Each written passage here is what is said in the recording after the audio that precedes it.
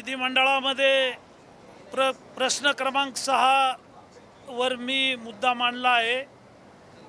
बीड जिल्ह्याचे कलेक्टर अविनाश पाठक यांनी धुळे सोलापूर महामार्गावर जिल्हाधिकारी म्हणून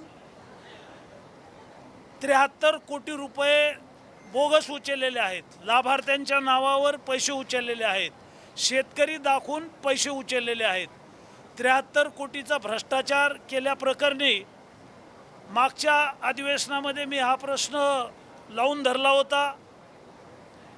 या प्रश्नावर माननीय चंद्रशेखरजी बावनकुळे यांनी तातडीनं आम्ही याची चौकशी करू आणि दोषीवर कारवाई करू अशा प्रकारचं माननीय महसूल मंत्री बावनकुळे साहेबांनी सभागृहाला आश्वासन दिलं होतं।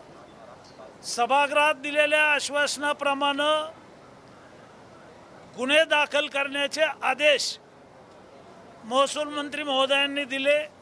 चौकशी पूर्ण झाली आणि बीड येथील शिवाजीनगर पोलीस स्टेशनमध्ये विशेष भूसंपादन अधिकारी, सहाय्यक भूसंपादन अधिकारी, नॅशनल हायवेचे अधिकारी यांच्यावर 10 लोकांवर 73 कोटीचा भ्रष्टाचार केला प्रकरणी गुन्हा दाखल झाला। अविनाश पाठक हे कलेक्टर असल्यामुळं त्यांच्या विरोधात चौकशी करण्यासाठी SIT नेमवली। SITनं त्यांची चौकशी केली आणि अविनाश पाठक यांनी 73 कोटीचा भ्रष्टाचार केल्याचं निष्पन्न झालं। अविनाश पाठक यांना लातूरमधून अटक झाली, ते जेलमध्ये गेलेले आहेत।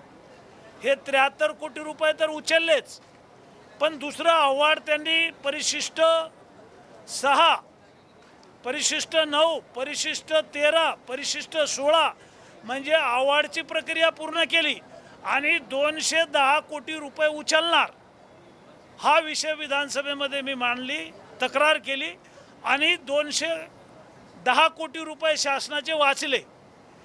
आता हे 210 कोटी रुपये जे आहेत याचा अवॉर्ड फायनल आहे। नॅशनल हायवेचे अधिकारी आणि पर्यावरण विभागाचे अधिकारी हे कोर्टामध्ये गेलेले आहेत आणि ते 210 कोटी रुपये माननीय न्यायालयाच्या निदर्शनास आणून देऊन ते रद्द करावे लागतील। म्हणजे अविनाश पाठक महाराष्ट्रातले पहिले अधिकारी आहेत, जिल्हाधिकारी, की त्यांना जेलमध्ये जावं लागलं। मी बावनकुळे साहेबांचे आज सभागृहात आभार मानले, त्यांना धन्यवाद दिले की तुम्ही कठोर कारवाई केली आणि जिल्हाधिकाऱ्यांना जेलमध्ये टाकलेलं आहे। आता 73 कोटी रुपये वसूल करायचे आहेत, ते बोगस लाभार्थी शोधायचे आहेत। आता ते काल्पनिक नाव असल्यामुळं ते सापडणार नाहीत। मी आज सभागृहामध्ये बावनकुळे साहेबांना, महसूल मंत्री महोदयांना विनंती केली की तुम्ही अविनाश पाठक यांची मालमत्ता जप्त करा, त्यांच्या सातबारावर बोजा टाका, त्यांच्या घरावर बोजा टाका आणि त्यांच्याकडून ही 73 कोटीची वसुली करा, अशा प्रकारचं सभागृहामध्ये मी मांडलेलं आहे। माननीय बावनकुळे साहेबांनी पॉझिटिव्ह उत्तर दिलेलं आहे। अशा अधिकाऱ्यांना महाराष्ट्रामध्ये आता थारा नाही आणि म्हणून मी आज माननीय महसूल मंत्र्यांचे आभार मानले की आपण ही कारवाई केलेली आहे। अविनाश